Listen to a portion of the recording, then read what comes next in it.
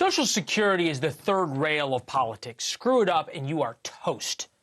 Just ask Republicans from the early 2000s. And right now, it's beginning to look a little bit like breakfast time. The Washington Post reports the Social Security Administration's website has crashed 4 times in the past 10 days. That doesn't sound good. Maybe it happens all the time. That's even worse. 73 million Americans are on Social Security. For many, it is their only income. Without Social Security, they cannot pay their rent. They can't buy groceries. Today, Trump's nominee faced serious questions. When you have a system that is not working now, do you think it's a great idea to lay off half of the employees? I don't know if, do I think it's a great idea to lay off half of the employees when a system doesn't work? I think the answer is probably no. Do you think that Social Security beneficiaries in America would rather have their calls answered by an American, a person, or an AI, artificial intelligence chatbot? I think it's a choice of the beneficiary. And every single person, especially old people, would a lot rather talk to a person than an AI chatbot. Just try and call the airlines. Commerce Secretary Howard Lutnick didn't seem to get the memo last week about how worried Americans are on Social Security cuts. Let's say Social Security didn't send out their checks this month. My mother-in-law, who's 94, she wouldn't call and complain. She just wouldn't. She'd think something got messed up, and she'll get it next month. Yeah. A fraudster always makes the loudest noise, screaming, yelling, and complaining. Lutnick is a billionaire. Of course, his mother-in-law doesn't care about Social Security. Many, many Americans, it is their lifeline. Interestingly enough, that is something President Trump understands, which is why he promised not to touch it.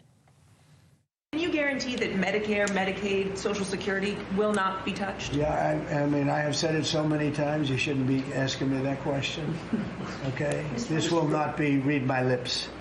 It won't be read my lips anymore. We're not going to touch it. Now, we are going to look for fraud. So this is the important point. There is not touching Social Security, but then there is also gutting the Social Security agency, which makes it very possible people won't get their checks. It's not cutting benefits. It's just screwing up the system that sends out checks. Elon Musk has made finding fraud in Social Security a top priority. You know, there's crazy things like just cursory examination of Social Security, and we've got people in there that are 150 years old. Now, do you know anyone who's 150? I don't. Okay. There's serious questions as to whether those 150-year-olds are getting checks. There's a lot of indications they are not, but that's kind of beside the point. Because finding fraud is great, but it doesn't matter if you mess with the process of people getting their Social Security checks. That is a no-fail mission for any politician, Democrat or Republican. If Social Security gets messed up and people don't get their checks, it is an enormous problem. The Washington Post reports, depending on the time of day, a recorded message for the 800 line tells callers their wait on hold will be more than 120 minutes or 180 minutes.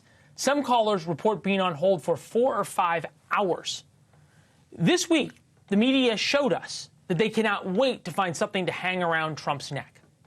We are seeing a fight about D.C. journalists and all of the uproar and the kerfuffle.